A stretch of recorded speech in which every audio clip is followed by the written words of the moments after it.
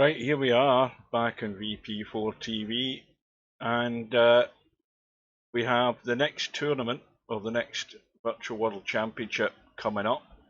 It's set for August the 25th, which is still, how long is that? Is this the 15th? I mean, it's still 10 days away. But as I thought, the tournament was going to be full. The last couple of days we've been down to 3 seats. It's now full. And the interesting thing is that for some reason Albinario has he's either done two things. He's thought there's enough time to get in, or he's decided he doesn't want to play, or maybe he's away from home or whatever. I don't know. But that's the first piece of news. Albinario has not made the tournament, so he will not be defending his title. He is the current straight pool virtual world championship champion in VP4, and he isn't there. So it's now full. We've got 32 in, so consequently the bracket has been drawn, but it won't go live until, for some weird reason, at 1 AM my time. Well, that's actually shows GMT, but it's actually still British summertime. But it won't go until Friday the 25th of August. So, and also the other interesting thing is, I don't know whether it's that interesting or not, but there are no Swedes in the tournament because Bedhead has declined to enter as well. So two very strong players have missed out. I say they've either got their timing wrong or they've just decided they're not interested. But they can't get in now because it's full. So if we look from top to bottom, we've got Mr. Bill against Polk About It. Bill should be favourite in that. Spud Boy against Bankster. Well, I remember Spud Boy in this last year, and I think the best run he put together was like 3 balls. So I don't think he's got much of a chance against Bankster. We've got MC Clarkey who's signed up. He's up against Christian. I'd expect Matt to be favourite in that match. We have the Reed Man against VP Monster. Again, not having seen the Reed Man, whether he plays any straight pool at all, I don't know. VP Monster certainly can pop balls. I'm guessing he'd be the favourite. Now, the first big tough match of the first round will no doubt be Larry against Acero. That could run very close between those two. Larry in the States, Acero in Japan.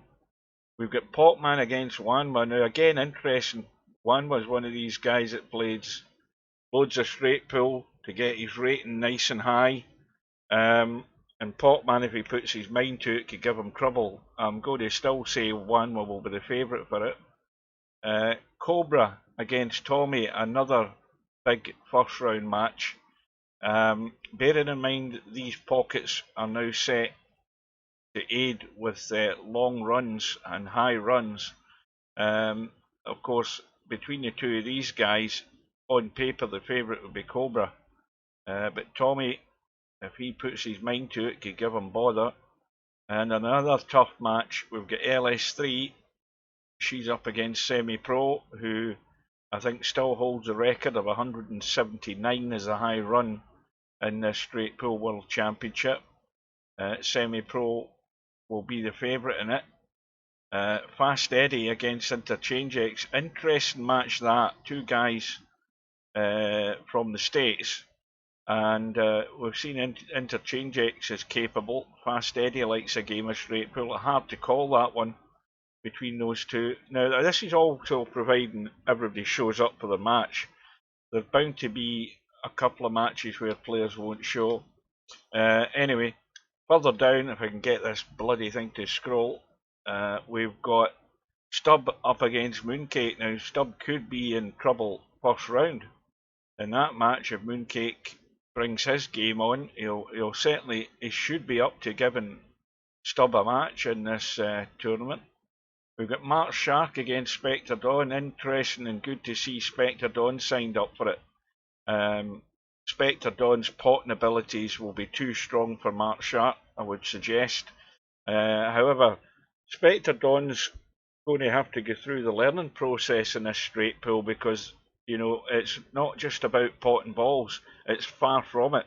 And how you actually start to create a run in this game, you've got to get those critical balls and get that break ball decided early on.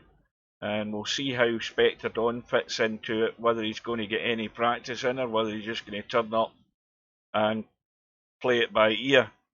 But he should be too strong for Mark Shark. We've got Chiku. I don't know whether he's signed up for these and played in these things before, but anyway, he's up against Ice Age. I haven't a clue how that'll go. We've got Chimpy against Viking. I'm going to say Chimpy's the favourite for that. And we've got Sergeresh up against Woody. Now that could be a close match as well between these two, because again the two of them could pop balls. It's the technique in straight pull that's the most important, or the skill of getting to that break ball. So that's the test for everybody in the tournament, but certainly for guys who've not really played in a lot of these big events. River City against Hairpig. Well, Hairpig's the experienced player as far as that goes, I would suggest. He's been getting a fair bit of practice in straight pull, I've noticed. So we'll put him down as favourite. I don't know whether that'll jinx him or not, but we'll see. We'll get Eloquenti against Little Wolf. Haven't a clue how that'll go. It might go on for a while though, between those two. So that is the bracket. Some big matches in that first round. But like I said earlier, no Albinario, no Bedhead. And so one thing is that these other players, those who are in contention to win this, have got to think that their odds have shortened a fair bit with Albinario and Bedhead not being in this thing, because that's going to give them a far better chance of progressing deeper into the tournament without at least bumping into one of those two guys, because you don't want to be doing that. And those who are in contention will think their odds are a lot better for that reason.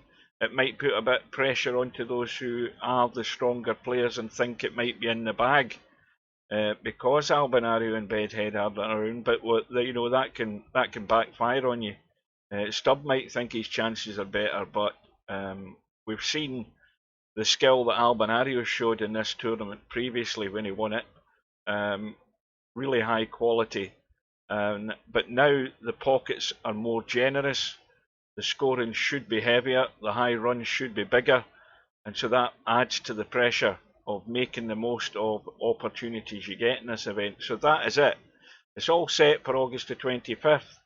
The tournament sign-ups are closed. The tournament is full, and them that didn't get in, tough luck. There's always another chance against next year. Good luck, and we'll see you there.